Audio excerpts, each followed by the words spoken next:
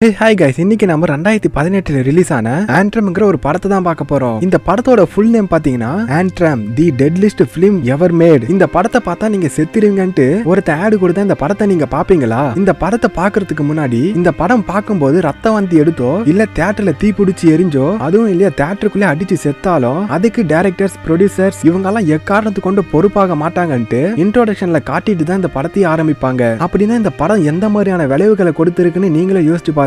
இந்த படத்துக்கு ஒரு உண்மையான ரத்த வரலாறே இருக்கு. இந்த படத்தை பார்க்கும்போதே உங்களுக்கு தெரியும் இந்த படத்தோட ஃபுட்டேஜ் எப்ப எடுத்திருப்பாங்கன்னா 1970 காலகட்டத்துல படத்தை எடுத்துட்டு பின்னாடி இந்த படத்தை நிறைய பிலிம் ஃபெஸ்டிவலுக்கு அனுப்பியிருக்காங்க. ஏதாவது அவார்டு கொடுப்பாங்கன்னு சொல்லிட்டு. ஆனா எல்லா பிலிம் ஃபெஸ்டிவல்லுமே இந்த படத்தை ரிஜெக்ட் பண்ணிட்டாங்க. அப்படிதான் ஒரு முறை ஒரு பிலிம் ஃபெஸ்டிவல்ல இந்த படத்தை கொடுக்க இந்த படத்தை பார்த்துட்டு இந்த ஜூரியா இருப்பாங்கல்ல அவங்கள ஒருத்தி இந்த படத்தை பார்த்துட்டு இதெல்லாம் ஒரு படம், இந்த படத்தை நான் ரிஜெக்ட் பண்ண போறேன்னு சொல்லிட்டு அடுத்த நாள் காலையில ரிஜெக்ட் பண்ண போறாளாம். ஆனா அதுக்கு முந்தின நாள் நைட்டு ஒரு காஃபி ஷாப்ல காஃபி குடிச்சிட்டு இருக்கும்போது வித்தியாசமான முறையில இறந்து கிடந்தா. அதுவும் காஃபி குடிச்சிக்கிட்டு படத்தை ரிஜெக்ட் பண்ணணும்னு நினைச்சதாலே இவ செத்து போயிட்டா. அப்புறம் இன்னொரு பிலிம் ஃபெஸ்டிவல், அந்த ஃபெஸ்டிவல்ல ஜூரியா இருக்கிறவன் எப்பயும் போல இந்த படத்தை ரிஜெக்ட் பண்ண அவன் கடல்ல குளிச்சிட்டு இருக்கும்போது ஒரு விஷயம் மீனால தாக்கி சம்பவ இடத்துல இறந்து போறான். அவனும் காலி. என்னவோ இந்த படத்தை ரிஜெக்ட் பண்ண எல்லாரும் செத்துறாங்க. இந்த படத்தை 1988 ஒரு தியேட்டர்ல போட்டிருக்காங்க. ஆனா அந்த தியேட்டர் தீ பிடிச்சி அதுல படம் பார்த்திருந்த 58 பேரும் தீயில கருகி செத்து போறாங்க. சரி, எதுக்கு அந்த வருஷத்துல அந்த படத்தை பார்க்கும்போது அவ்வளவு பேர் செத்தாங்க? போலீஸ்காரங்க இன்வெஸ்டிகேட் பண்ணிருப்பாங்கன்னு கேட்கலாம். நீங்க இனிஷியலா அவங்க என்ன நினைச்சிருக்காங்கன்னா ப்ரொஜெக்டர் ரூம்ல தீ பிடிச்சிருக்கணும், அந்த தீயால தான் மொத்த தியேட்டர் எரிஞ்சிருக்கும்னு நினைச்சிருக்காங்க. அதுக்கப்புறம் இன்வெஸ்டிகேட் பண்ணிட்ட பின்னாடி தான் தெரிஞ்சது தீ உண்மையாவே பரவுனது அந்த தியேட்டர்ல ஆடியன்ஸ் உட்கார்ந்து இருப்பாங்க இல்லையா சீட்டு, அந்த சீட்டுங்கள்ல சென்டர் சீட்டுல மட்டும் இல்லாம ஆடியன்ஸ் உட்கார்ந்துட்டு இருக்கிற மொத்த சீட்டுல இருந்தும் தீ பரவி இருக்கு. ஆடியன்ஸ் தான் கொளுத்துன மாதிரி ரிப்போர்ட் வந்திருக்கு. அப்புறம் ஒரு 5 வருஷம் கழிச்சு கலிபோர்னியால ஒரு தியேட்டர்ல இந்த படத்தை மறுபடியும் ரிலீஸ் பண்றாங்க. படத்தை பார்த்துட்டு இருக்கிறப்பவே திடீர்னு ஆடியன்ஸ் எல்லாம் வித்தியாசமா ரியாக்ட் பண்ண ஆரம்பிக்கிறாங்க. முருகத்தனமா கோவமா நடந்துக்கிறாங்க. அந்த தியேட்டர்ல இருந்து வெளியே போலான்னு பார்த்தா வழக்கத்துக்கு மாறா தியேட்டரோட கதவு பூட்டி இருக்கு. உள்ள படம் பார்த்தவங்க வெளியே வராத மாதிரி லாக் செஞ்சிருக்காங்க. அந்த பதட்டத்துல உள்ள இருக்கிற எல்லாருமே கையா முய்யான்னு கத்தி கோவப்பட்டு நெரிசலாகி ஒருத்தருக்கு ஒருத்தர் அடிச்சு அதுல ஒரு கர்ப்பிணி பொண்ணு அங்கே இறந்துடுறாங்க. அப்பனா இந்த படத்துல ஏதோ ஒன்னு இருக்குல்ல, நான் சொல்றது பொய்ன்னு மட்டும் நினைக்காதீங்க. இது முழுக்க நடந்த உண்மை சம்பவம். வேணும்னா நீங்க கூகுள்ல கூட செக் பண்ணி பார்க்கலாம். சரி, அந்த கர்ப்பிணி பெண்ணு செத்தாங்கல்ல அத போலீஸ்காரங்க இன்வெஸ்டிகேட் பண்ணிருப்பாங்கன்னு நீங்களும் நினைக்கலாம். அட ஆமாங்க, அந்த தியேட்டர்ல பாப்கார்ன் விக்கிற ஒருத்தன் ட்ரக்ஸ் எல்லாம் வெளியே டிஸ்ட்ரிபியூட் பண்ணுவான் போல. அது கொஞ்சம் தவறுதலா இந்த பாப்கார்ன்ல விழுந்திருக்கும் போல. அந்த பாப்கார்னை சாப்பிட்டவங்க தான் அந்த போதை தலைக்கேறி மூர்க்கத்தனமா நடந்துட்டு இருக்காங்க. அதனால தான் எல்லாரும் கியா மியான்னு கத்தி தியேட்டரை விட்டு வெளியே போக ஒரே கலவரமாயி போச்சு. இந்த கேஸ் கோர்ட்டுக்கு போனா எவனாச்சும் சாட்சி சொல்ல வாங்கடான்னு கூப்பிட்டா ஒருத்தன் கூட வரலையா. அவ்வளவு பேருக்கும் பயம், இந்த படம் எங்க நம்மள கொன்னுருமோன்ட்டு யாருமே சாட்சி சொல்றதுக்கு வரல. இந்த சம்பவம் நடந்தது 1993. அதுக்கப்புறம் இந்த படம் சம்பந்தப்பட்ட ரீல் யாருக்குமே கிடைக்காம போச்சு. 25 வருஷம் கழிச்சு இந்த படத்தோட காப்பி ரீல்ன்ட்டு ஒரு பிலிம் ஃபேக்டரிக்கு கிடைக்குது. இந்த ரீலை எடுத்து ஆராய்ச்சி பண்ணி பாக்குறாங்க. இந்த படத்துல மனதை வசியம் பண்ணக்கூடிய டியூனை படம் முழுக்க யூஸ் பண்ணிருக்காங்களாம். அது மட்டும் இல்லாம இந்த படத்தை பாக்குறவங்களோட மனதை காயப்படுத்துற மாதிரியும் கலங்கடிக்கிற மாதிரியும் நிறைய இடத்துல காட்டியிருப்பாங்களாம். இந்த மெல்லிய மனம் படிச்சவங்க இந்த படத்தை பார்த்தா ஒரு வித வசியமாயிடுவாங்களாம். இல்ல ஏதாவது ஒரு நோய் அவங்க சாகிறது கூட நேரிடுன்னு சொல்றாங்க. அப்புறம் மறுபடியும் அந்த ரீல் எடுத்து ஆராய்ச்சி பண்ணி பாக்குறாங்க. இந்த படத்தோட அங்கங்க இடையில யாரோ ஒரு 3வது ஆளு கொடூரமான சீன்ஸை சொருகி வச்சிருக்கான். இந்த ரீல் கிடைச்சவங்க இந்த ரீல்ல எப்படி இருக்கோ அப்படியே தான் படத்தை ரிலீஸ் பண்ணிருக்காங்க. இந்த மாதிரியான நியூஸ் எல்லாம் படத்தை ஆராய்ச்சி பண்ண வல்லுநர்கள்லாம் முன்னாடியே சொல்லியிருக்காங்க. ஒருவேளை இந்த படம் மனுஷங்களை கொல்லுமான்னு தெரியல, ஆனா இந்த படத்தை பாக்குறவங்களுக்கு மனசுல ஒரு இனம் புரியாத தாட்டை ஏற்படுத்தும்னு நிறைய பேர் சொல்லியிருக்காங்க. அதனால இந்த படத்தை நம்ம சேனல்ல பாக்குறவங்க உங்களுக்கு ஏதாவது ஆச்சுன்னா இல்ல ரத்த வாந்தி எடுத்தாலோ இல்ல படத்தை பார்த்து மயக்கம் போட்டு விழுந்தாலோ இதுக்கு நம்ம யூடியூப் சேனல் பொறுப்பாகாது. இதயம் பலவீனமானவங்க இந்த படத்தை பார்க்காம இப்பே போனாலும் சரி, அது உங்களோட இஷ்டம். இன்ஸ்ட்ரக்ஷன் முடிஞ்சது. இப்ப வீடியோக்குள்ள போலாம். அப்படி படத்துக்குள்ள போறதுக்கு முன்னாடி நம்ம சேனலுக்கு இப்பதான் புதுசா வந்தீங்கன்னா சப்ஸ்கிரைப் தட்டி விட்டு பெல் அடிச்சு விட்டுருங்க. அப்பதான் நாங்க எப்பப்பெல்லாம் வீடியோ அப்லோட் பண்றோமோ உடனே உங்களுக்கு நோட்டிபிகேஷனா வந்துரும். சரி வாங்க வீடியோக்குள்ள போலாம். நான் உங்கள் எஸ்பி மூவி டாக். இந்த படத்தோட ஸ்டார்டிங் சீனிலே ஒரு நாயை காட்டுறாங்க. அந்த நாய்க்கு தம்பிகார ஒருத்தன் தடவி கொடுத்துட்டு இருக்கான். அப்படியே பக்கத்திலே அக்காக்காரியும் அம்மாவும் இருப்பாங்க. அம்மாக்காரி விச ஊசியை எடுத்து பாசமா வளர்த்த இந்த நாய்க்கு போடுறா. அம்மாக்காரி அந்த நாயை கொன்னுட்டா. அந்த நாயை ஊசி போட்டு கொஞ்ச நேரத்திலே துடிச்சு செத்து போகுது. அதுக்கப்புறம் அந்த நாயை கொண்டு போய் புதைச்சிட்டு திரும்பவும் இந்த ஃபேமிலி வந்துட்டு இருக்காங்க. அப்புறம் அந்த பையன் அவங்க அம்மா கிட்ட கேக்குறான், ஏமா அந்த நாய் செத்ததுக்கு அப்புறம் சொர்க்கத்துக்கு தானே போயிருக்கோன்னு கேட்டா, இல்லடா தம்பி அந்த நாய் ரொம்ப சேட்டை பண்ணிருக்கு, அதனால அந்த நாய் சொர்க்கத்துக்கு போகாம நரகத்துக்கு தான் போக போகுதுன்னு சொல்ல தேவையில்லாம இந்த அம்மா பேச்சு கொடுக்க இதுக்கப்புறம் அவங்க பேசின பேச்சால வர ப்ராப்ளத்தை பார்க்கலாம். இந்த பையன் தன்னோட நாய் நரகத்துக்கு போயிடுச்சுன்னு நினைச்சு தூங்கும் போது கெட்ட கனவெல்லாம் காண்றான். திடீர்னு என்னென்னமோ வருது. செத்து போனவங்க எல்லாம் உருவமா பயன்படுத்துறாங்க. அதுக்கப்புறம் பார்த்தா இதெல்லாம் கெட்ட கனவு. அக்கா காரி அவனை ஆறுதல் பண்றா. அந்த நாய் செத்து நரக நரகத்துக்கு போச்சுன்னு நினைக்கிறதாலதான் இந்த மாதிரியான கெட்ட கனவெல்லாம் வருதுன்னு சொல்றா. ஆனா பையன் கேக்குற மாதிரி தெரியல. இந்த பையன் தன்னோட நாய் நரகத்துக்கு போச்சுன்னு நம்பினதாலதான் இந்த மாதிரி கெட்ட கனவெல்லாம் வருது. தம்பியை சரி பண்றதுக்காக அக்காக்காரி இங்க பாரா தம்பி அந்த நாய் நரகத்துக்கு போயிடுச்சு, மறுபடியும் அந்த நாயை பூமிக்கு கூட்டிட்டு வந்து சொர்க்கத்துக்கு நாம அமைச்சிடுவோம். சொர்க்கத்துக்கு அது போயிடுச்சுன்னா அதுவும் நிம்மதியா இருக்கும், நாமளும் நிம்மதியா இருக்கலாம் அப்படிங்கிற மாதிரி சொல்லி அவளோட தம்பியை நம்ப வைக்கிறதுக்காக நைட்ல திடீர்னு எழுறான் இல்லையா. அதெல்லாம் நடக்க கூடாதுன்னா நாய் சொர்க்கத்துக்கு போயிடுச்சுன்னு நம்ப வைக்கணும். அதுக்காக தன்னோட தம்பியை காட்டுக்கு கூட்டிட்டு வரா. அப்படி அவங்க வரும்போது ஏதோ ஒரு புக்கை எடுத்துட்டு வராங்க. அந்த புக்கு என்னன்னா நரகத்துக்கு போற அந்த வாசலை எப்படி திறக்கணும்னு அந்த புக்ல போட்டிருக்கு. இந்த ஏரியா வந்து மலைப்பாங்கான ஏரியா, அதனால நிறைய பேர் இங்க வந்து சூசைட் பண்ணிப்பாங்க. செத்து போனவங்களோட நினைவா அவங்களுக்கு பிடிச்ச ஒரு விஷயத்த இங்க படையில கொடுத்திருக்காங்க. இத பத்தி எல்லாம் அக்காக்காரி எக்ஸ்பிளைன் பண்ணிட்டு இருக்கா. இன்னும் கொஞ்சம் அந்த காட்டுக்கு நடுவுல போறாங்க. அப்படி போகும்போது அங்க இருக்கிற விறகெல்லாம் பார்த்துட்டு அவங்களுக்கு ஒரு வித்தியாசமான விசுவல்ஸா தெரியும். தம்பிக்காரன் பூமியை ஒட்டின மாதிரி படுத்துருவான். சும்மா உயின்னு ஒரே சத்தம் கேட்கும். அந்த சத்தம் அடங்கிட்டு பின்னாடி தான் எழுவான். தம்பியும் அக்காவும் சேர்ந்து இவங்க தங்கறதுக்காக ஒரு கூடாரத்தை போடுறாங்க. ஒரு இடத்தை செலக்ட் பண்ணி அந்த இடத்துல நட்சத்திரம் மாதிரி கயிறுல போடுறாங்க. அதுல 5 மதத்தோட சிம்பிள்ஸ் வச்சிருப்பாங்க. இந்து, முஸ்லிம்ஸ், கிறிஸ்டியன்ஸ், புத்தா, அப்புறம் இன்னொரு மதம்னு சொல்லிட்டு 5 மதத்தோட சிம்பிளையும் அங்கங்கன்னு வைக்கிறாங்க. அதுக்கப்புறம் எல்லா சிம்பிளும் வச்சுட்டு அந்த நரகவாசலை திறக்கிறதுக்காக அக்காக்காரி ஒரு புக் வச்சிருந்தார்ல, அந்த புக்கை ஓபன் பண்ணி நரகவாசலை திறக்கிற மந்திரத்தை படிக்கிறா. அந்த மந்திர வார்த்தையை அக்காக்காரி திரும்ப அதே படிச்சுட்டு இருப்பா. சரி இப்ப எல்லா மந்திரத்தையும் படிச்சுட்டோம், இப்ப நரகத்தோட வாசலை திறக்கணும்னா சும்மா வீட்டு டோரை திறக்கிற மாதிரி எல்லாம் இல்ல. இந்த வெங்காயத்தை உரிக்க நிறைய லேயர்ஸ் எல்லாம் வரும்ல, அதே மாதிரி இந்த நரகத்தை அடையணும்னா ஒவ்வொரு லேயரா ஒவ்வொரு கதவா நம்ம கடந்து போகணும்னு சொல்றா. அப்புறம் மண்வேட்டி எடுத்து கொஞ்சம் கொஞ்சமா தோண்ட ஆரம்பிக்கிறாங்க. அப்படியே குழிய தோண்டிட்டு இருக்கும்போது கீழே ஏதோ சத்தம் கேக்குதுன்னு தம்பிக்காரன் சொல்றான். நாம அந்த முதல் லேயரை ரீச் பண்ணிட்டோம் போல, அந்த நரக வாசலுக்கு போற முதல் லேயரை நாம ரீச் பண்ணிட்டோம்னு தம்பிக்காரன் சொல்றான். உனக்கு ஏதாவது கேக்குதா? எனக்கு எதுவுமே கேட்கலங்கிற அக்காக்காரி.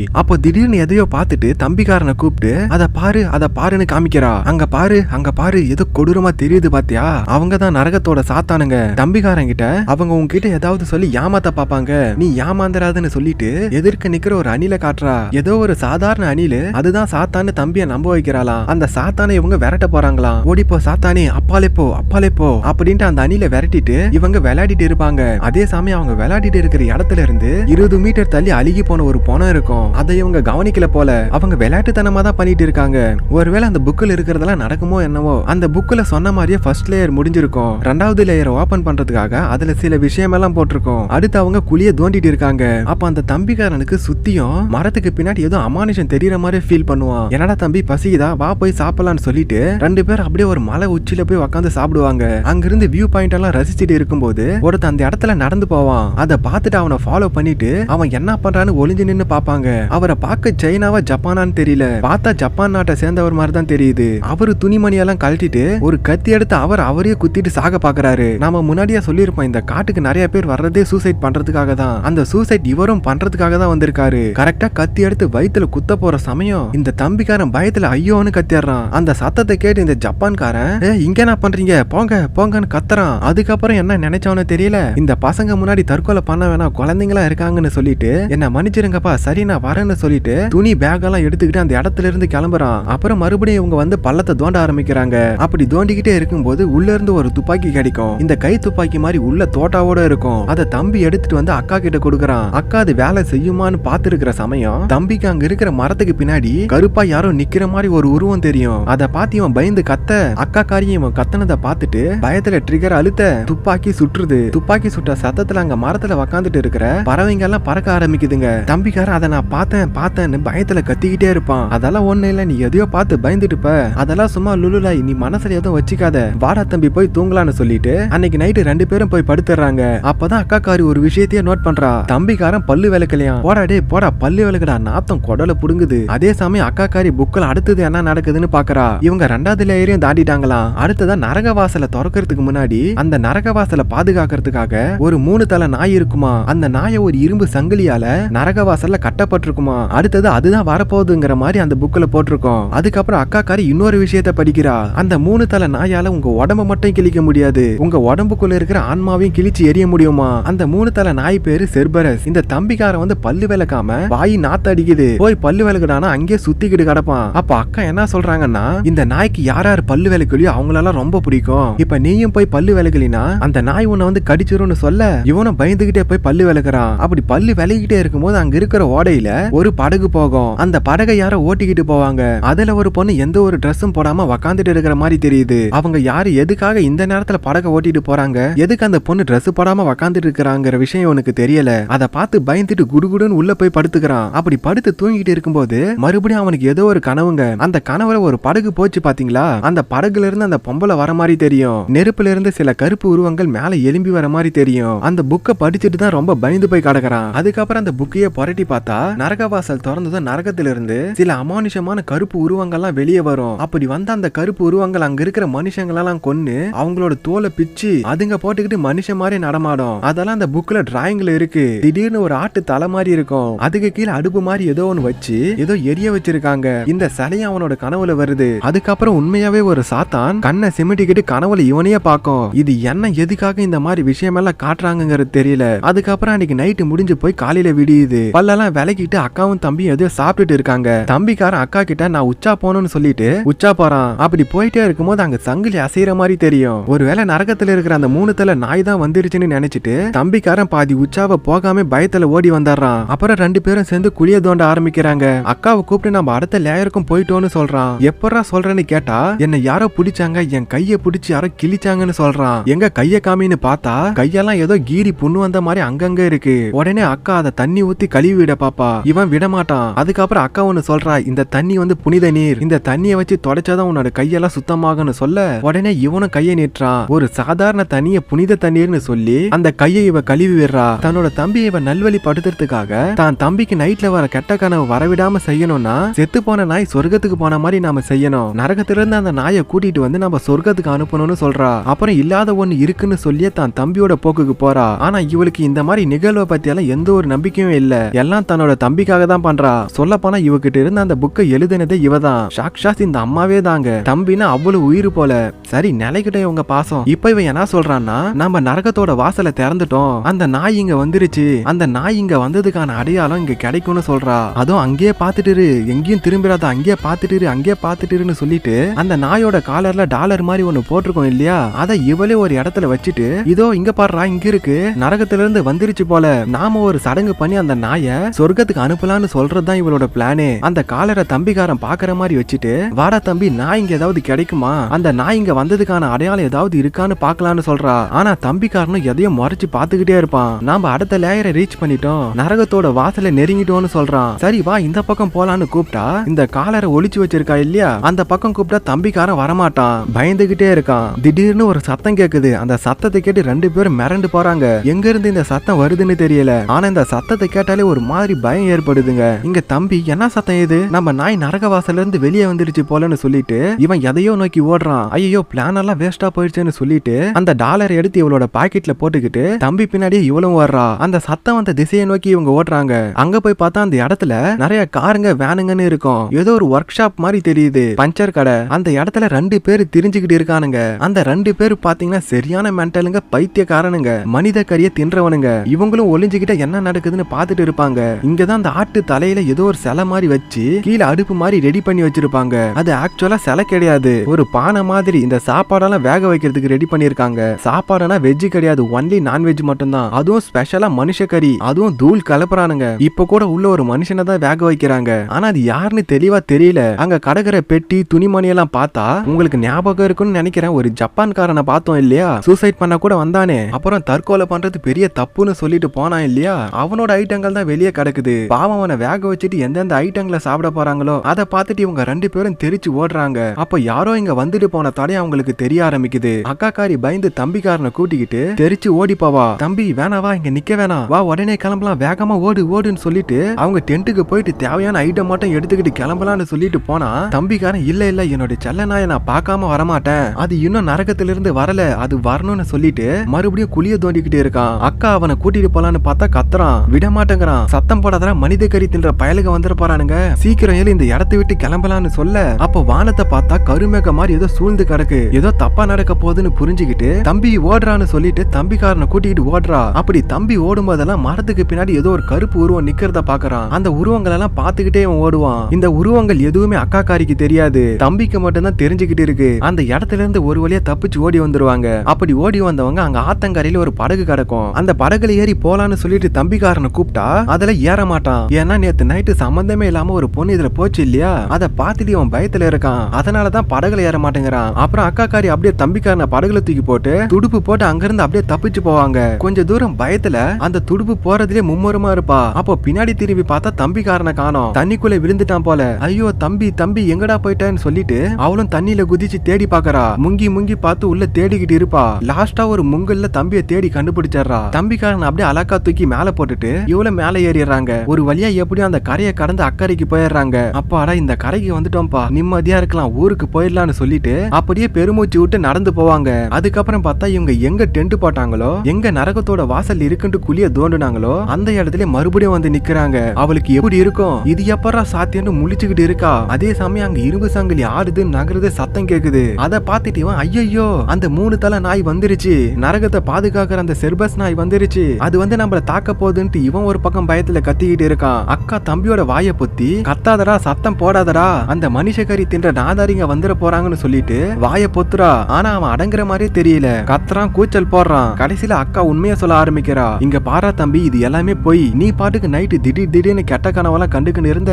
அதை நான் போக வைக்கணும், கெட்ட கனவு போய் நல்ல கனவு வர வைக்கணும், அந்த நாய் சொர்க்கத்துக்கு வந்துருச்சுன்ட்டு நான் உனக்கு ப்ரூவ் பண்ணணும், அதுக்காக நரகத்திலிருந்து பூமிக்கு வந்த மாதிரியும் அதோட காலரை காமிச்சு இதோ பூமிக்கு வந்துருச்சு, நாம இதை சொர்க்கத்துக்கு அனுப்பலாம்னு சொல்லிட்டு ஒரு மந்திரத்தை சொன்னா அது சொர்க்கத்துக்கு போயிடும்ட்டு உன்னை நம்ப வைக்க பார்த்தேன். ஆனா இங்க என்னென்னமோ நடந்துட்டு இருக்கு, இது எல்லாமே பொய்யுங்கிறா. இல்லையா அந்த மந்திர புக் இருக்கேன்னு சொன்னா அந்த மந்திர புக்ல இருந்த எல்லாத்தையுமே நான் தான் வரைஞ்சங்கிற உண்மையா சொல்றா. ஆனா அப்ப கூட இந்த தம்பி நம்புற மாதிரியே தெரியலங்க. ஆனா நீ சொன்னதுல ஒரு விஷயம் மட்டும் நான் நம்புறேன், நீ என்னை ஏமாத்துறதுக்கு முயற்சி பண்ணல, அது எனக்கு ஏற்கனவே தெரியுங்கிறான். எப்படி தெரியும்னு பார்த்தா இவன் வீட்டுல இருக்கும்போது திடீர்னு ஒரு கருப்பு உருவம் வந்தது. அந்த உருவம் என் நெத்தில ஏதோ ஒண்ணு வரைஞ்சது, உங்க அக்கா உன்னை ஏமாத்த போவா, பார்த்து உசாரா இருந்துக்கோன்னு சொல்லிச்சு. இதெல்லாம் கேட்டு இவளுக்கு என்ன பண்றதுன்னு தெரியாம முழிச்சுக்கிட்டு இருக்கா. அப்புறம் மறுபடியும் பார்த்தா அந்த இரும்பு சங்கிலி நகர ஆரம்பிக்குது. அந்த இரும்பு சங்கிலியோட சத்தம் கேக்குது. இருட்டானதால என்ன இங்க வருதுன்னு தெரியல, நாய் கொலிக்கிற சத்தமும் கேக்குதுங்க. அடாடா அந்த 3 தலை நாய் தான் வந்துருச்சுன்னு நினைச்சுக்கிட்டு பயத்துல ஓடி போய் அங்க இருக்கிற ஒரு மரத்து மேல உட்காந்துப்பாங்க. கடைசியா தூங்கவும் செஞ்சிருவாங்க. அப்ப கூட அந்த தம்பிக்கு பிளாஷ்பேக்ல என்ன நடக்குதுன்னு காட்டியிருப்பாங்க. அந்த பிளாஷ்பேக்ல அந்த தம்பி அக்கா அவங்க அம்மா கூடவே அவன் பாசமா வளர்க்குற அந்த நாய் எல்லாரும் சேர்ந்து ஜாலியா பிக்னிக் வந்திருப்பாங்க. அப்படி அந்த பிக்னிக்ல தம்பிக்காரன் ஜாலியா அந்த நாய் கூட விளையாடிட்டு இருக்கும்போது ஒரு கட்டத்துல அந்த நாய் தம்பியை கடிச்சிரும். அதனாலதான் அவங்க அம்மா வேற வழி இல்லாம அந்த நாயை விச ஊசி போட்டு கொன்றுப்பா. இந்த பிளாஷ்பேக் விஷயமெல்லாம் இப்பதான் தெரிய வருது. அப்புறம் பகல் ஆயிடுச்சு, சரி பொழுது விடிஞ்சிருச்சேன்ட்டு அக்கா காரி கண்ணு முழிச்சு பார்த்தா அந்த மனுஷக்கறி தின்றானுங்கல்ல அந்த பசங்க வந்து இவங்களோட கூடாரத்தை செக் பண்ணிட்டு இருக்காங்க. இவங்க 2 பேரையும் புடிச்சிட்டு போறதுக்காக வந்திருக்காங்க. சத்தம் போடாம அப்படியே உக்காந்துட்டுறா, கத்திராதுன்னு சொல்லிட்டு தம்பியோட வாயை பொத்துறா. இவளும் மெதுவா சத்தம் போடாம கீழே இறங்கி எஸ்கேப் ஆகணும்னு சொல்லிட்டு சத்தம் போடாம 2 பேரும் கீழே இறங்குறாங்க. அந்த பக்கம் பார்த்தா இந்த மனுஷக்கறி தின்ற பசங்க இந்த மானெல்லாம் வேட்டையாடுறதுக்கு மயக்க ஊசி போறதுக்கு ஒரு துப்பாக்கி வச்சிருப்பாங்க இல்லையா, அந்த மாதிரி மயக்க ஊசியோட துப்பாக்கி வச்சிருக்கானுங்க. இவங்க மரத்துல இருந்து இறங்கும் போது இவங்க குழி தோண்டும் போது ஒரு துப்பாக்கி கிடைச்சது இல்லையா, அந்த துப்பாக்கி கீழே விழுந்து கிடக்கும். அக்கா அந்த துப்பாக்கி எடுக்கிறதுலே குறியா இருப்பா. திடீர்னு பின்னாடி திரும்பி பார்த்தா தம்பிக்காரனை காணோம். அந்த பக்கமா ஓடலான்னு பார்க்கும்போது மயக்க ஊசியால சுட்டுறானுங்க. அவனும் பொத்துன்னு கீழே விழுந்துடுறான். அதை பார்த்து பயந்து போய் அக்கா காரி அந்த கை துப்பாக்கியை எடுக்கலான்னு சொல்லிட்டு குடுகுடான்னு ஓடுவா. அவளையும் சுற்றுவானுங்க. 2 பேரும் மயங்கி கிடக்குறாங்க. அப்புறம் அவங்க 2 பேரும் ஒரு பேக்ல போட்டு தர தரன்னு இழுத்துட்டு போய் இவனுங்க தங்கிருப்பானுங்க இல்லையா அந்த இடத்துக்கு இழுத்துட்டு வரானுங்க. அதுவும் அதுல ஒருத்தன் மான் கொம்ப தலையில வச்சுக்கிட்டு 10 பொருத்தமும் பொருந்திய பைத்தியக்கார மாதிரியே இருப்பான். இருக்கிறதுல இந்த ஆளு தாங்க ரொம்ப மோசமான ஆளு. பார்த்தா இவங்க 2 பேரும் 2 தனித்தனி கூண்டுல அடைச்சு வச்சிருக்காங்க. அந்த மான் கொம்ப தலையில வச்ச பைத்தியக்காரன் அக்கா காரிட்ட தப்பா நடக்க முயற்சி பண்றான். தம்பி இங்க இருந்து கத்துவான், டே எங்க அக்கா ஊர்றா, டே பண்ணாட புறம்போக்குன்னு வாயில வந்ததெல்லாம் திட்டுறான். இந்த சைக்கோக்கு பொண்ணு முக்கியம்னா இன்னொரு சைக்கோக்கு சாப்பாடு தான் முக்கியம். அந்த தம்பிக்காரன் அலக்கா தூக்கிட்டு போய் இவனுங்க சமைக்கிறதுக்காக சாரி வேக வைக்கிறதுக்காக இந்த பானை மாதிரி வச்சிருப்பானுங்க இல்லையா, அது கடியில நெருப்ப மூட்டுறானுங்க. கொஞ்சம் கொஞ்சமா அந்த தம்பியை வேக வச்சு தின்னலான்னு தான் இவனுங்களோட பிளானு ஆசை லட்சியம் எல்லாமே. அன்னைக்கான அவனுங்களோட லட்சியத்தை சொல்றேன். இதெல்லாம் பார்த்து பொறுக்க முடியாத அக்கா காரி காலை வச்சு அந்த கூண்டை உதன்னு உதைச்சு ஒரு வழியா அந்த கூண்டே பிச்சுக்கிட்டு வெளியே வந்துருவா. உள்ள இருந்தவ வெளியே வந்த உடனே அங்க இவளோட கை துப்பாக்கி இருக்கும். அதை எடுத்துட்டு வந்து இங்க வச்சிருக்கானுங்க. அந்த துப்பாக்கி எடுத்துக்கிட்டு எதிர்க்க நிக்கிற 2 பேரையும் டம்மா டம்மான்னு சுடுவாங்க. 2 பேரோட நெஞ்சிலயும் குண்டு பாஞ்சிருச்சு. அப்ப கூட அவனுங்க ஐயோ நம்ம சாக போறோம் சீக்கிரமா ஹாஸ்பிட்டலுக்கு போலான்னு சொல்லிட்டு வண்டி எடுத்துட்டு போறானுங்க. அப்ப கூட விடாம இவ அவங்கள விரட்டி சுட்டு தள்ளுறா. 2 பேரையுமே கொன்னுறாங்க. கடைசியா அக்காவும் தம்பியும் எப்படியோ எஸ்கேப் ஆயிட்டாங்க. ஆனா இப்ப நடந்த அந்த கலவரத்துல தம்பிக்காரன் பயந்து தெரிச்சு ஓடுவான். தம்பி தனியா பிரிஞ்சிடறான், அக்கா காரி தனியா பிரிஞ்சிடறா. தம்பி அவன் பாட்டுக்கு அந்த காட்டுல ஜாலியா நடந்து போறான். இப்ப இவனோட கண்ணுக்கு இந்த கருப்பு கலர் உருவம் எல்லாம் வரும் பாத்தீங்களா, அது எதுவுமே தெரியல. அவன் பாட்டுக்கு ஹாயா நடந்து போயிட்டு இருப்பான். அப்ப அங்க இரும்பு சங்கிலி அசைறத பார்த்துட்டு என்னடா இங்க இரும்பு சங்கிலி அசையுது, ஒருவேளை அந்த நாய் தான் இருக்குமேனு போய் பார்த்தா இந்த வேட்டைக்காரங்களா வச்ச டிராப்ல ஏதோ ஒரு நாய் மாட்டி இருக்கு. அதோட கால் அந்த டிராப்ல மாட்டிக்கிட்டு கஷ்டப்படுது. அதை பார்த்துட்டு அந்த நாய் கால்ல மாட்டி இருக்கிற டிராப்ப இவன் ரிலீஸ் பண்ணி விடுறான். இந்த நாயும் தத்தி தத்தி அங்க இருந்து எஸ்கேப் ஆயிடுது. கடைசியா அந்த நாய் போகும்போது கூட நம்ம தம்பியை பார்த்துட்டு ஆறுதலா பார்த்துட்டு போதுங்க. அதுக்கப்புறம் தான் இவனுக்கு சாட்டிஸ்ஃபைடா இருக்கு. ஏதோ ஒரு நாயை காப்பாத்திட்டான். ஆனா தன்னோட நாயை காப்பாத்தின மாதிரி ஒரு ஃபீல். இந்த காட்டுக்கு இவன் வரும்போது நரகத்தின் மீது நம்பிக்கை இருந்தது, இந்த பேய்கள் மீது நம்பிக்கை இருந்தது. நரக வாசல் சொர்க்க வாசல்ட்டு அது இது நம்பிக்கிட்டு இருந்தான். ஆனா இப்போ அது எல்லாமே பொய்யன்னு ஆயிப்போச்சு. ஏன்னா இந்த சங்கிலியில கூட அந்த 3 தலை நாய் தான் இருக்குன்னு நினைச்சிட்டு இருந்தான். ஆனா கடைசியில பார்த்தா இது வெறும் சாதாரண நாய். எல்லாமே நாம்பளா நினைச்சுக்கிட்டு இருந்துதான். இது எல்லாமே பொய், எதுவுமே உண்மை கிடையாதுன்ட்டு இப்ப நம்ப ஆரம்பிக்கிறான். சரி, இந்த மேட்டர் அக்கா கிட்ட சொல்லலாமேன்னு சொல்லிட்டு அந்த நாயோட சங்கிலி இருக்கு இல்லையா, அந்த சங்கிலி எடுத்து இவனோட கையில வச்சுக்கிட்டு அப்படியே நடந்து வர மாதிரியே காட்டிட்டு தி எண்டுன்னு முடிக்கிறாங்க. அப்படின்னு சொல்லுவேன்னு நினைச்சீங்களா? இன்னும் கொஞ்சம் கதை இருக்கு. அந்த பக்கத்துல அக்கா காரியை இப்ப காமிக்கிறாங்க. அவ பயத்துல தெரிச்சு ஓடி வருவா. 2 பேரையும் கொண்டுட்டா இல்லையா, அதனால பயத்துல ஓடி வரா. அப்படி ஓடி வரும்போது சுத்தியும் முத்தியும் பாக்குறா. நரகத்துல இருந்து வந்த மாதிரி அந்த கருப்பு உருவங்கள்லாம் தெரிய ஆரம்பிக்குது. வேகமா ஓடி போய் டென்ட்டுக்குள்ள அவ வரைஞ்ச அந்த நரக வாசலுங்கிற புக்க எடுத்துட்டு வந்து நெருப்புல எரிக்கிறா. அந்த புக்கை எப்படியோ எரிச்சாச்சு. அதுக்கப்புறம் நரக வாசலை திறக்கிறேன்ட்டு ஒரு குழிய தோன்னாங்க இல்லையா, அந்த குழிய கூட மூடிடுறாங்க. அப்புறம் பொழுது போயிட்டே இருக்கு. இருட்டா வேற ஆயிடுது. வெளியில இருந்து சங்கிலியோட சத்தம் கேக்குது. உள்ள உக்காந்து அவ மரண பீதியில இருக்கா.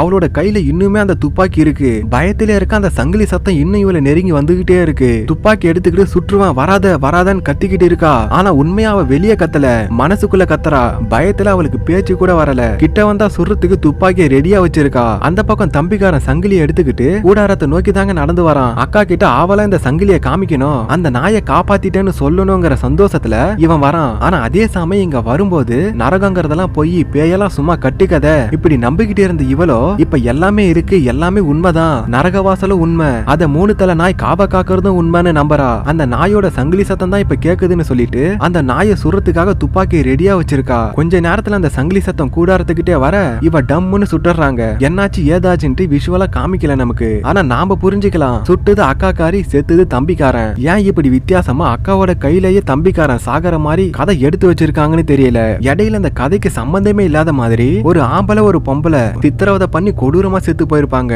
அதுல ஒருத்தனோட விரலு மட்டும் அசையும். இதுதான் அந்த சாத்தான் போல. இதுல அந்த சாத்தானோட பேரு வந்து அஷ்டரோதா. பைபிள்ல குரான்ல கூட சொல்லியிருக்காங்க. இந்த படத்துல இடையில அங்கங்க இந்த சிம்பிள் வந்து போனது இல்லையா, இந்த சிம்பிள் தான் சாத்தான குறிக்கும் சிம்பிள்ங்கிறாங்க. இந்த சிம்பிள் தான் அந்த அஷ்டரோதாங்கிற சாத்தானுக்கு ரொம்ப பிடிச்சமான சிம்பிளா. அந்த சிம்பிளை ஒவ்வொரு சீன்லயுமே ரகசியமா காட்டியிருப்பாங்க. இந்த படமும் இதோட முடிஞ்சது. இந்த படத்தை பார்த்து நம்மளோட சப்ஸ்கிரைபர்ஸ்க்கு எதுவும் ஆகக்கூடாதுங்கிறதுக்காக நானும் கடவுள்கிட்ட வேண்டிக்கிறேன். அப்படியே நீங்களும் தூங்கும் போது சாமி கும்பிட்டு திருநூறெல்லாம் வச்சுட்டு படுங்க. இதே ஃபீல் இந்த மனுஷ கறி தின்றது, இந்த மனுஷங்களை வேட்டையாடி சாப்பிடுறது, அந்த மாதிரியான படத்தை பார்க்கணும்னா தி ஃபார்ம்னு ஒரு படம் இருக்கு, அதை பாருங்க. அப்படியே இந்த சாத்தான் ஜீனுங்கிற மாதிரி எல்லாம் படத்தை பார்க்கணும்னா டப்பு சிசின் சீரியஸ் எல்லாம் இருக்கு, அதை பாருங்க. ஆனா இந்த படங்கள் எல்லாம் நம்ம சேனல்ல அப்லோட் பண்ணிருக்கோம். கீழே டிஸ்கிரிப்ஷன்ல லிங்க் கொடுத்து வச்சிருக்கேன், போய் பாருங்க. சரி, அடுத்த படத்துல மீட் பண்ணலாம். நான் உங்கள் எஸ்பி மூவி டாக்.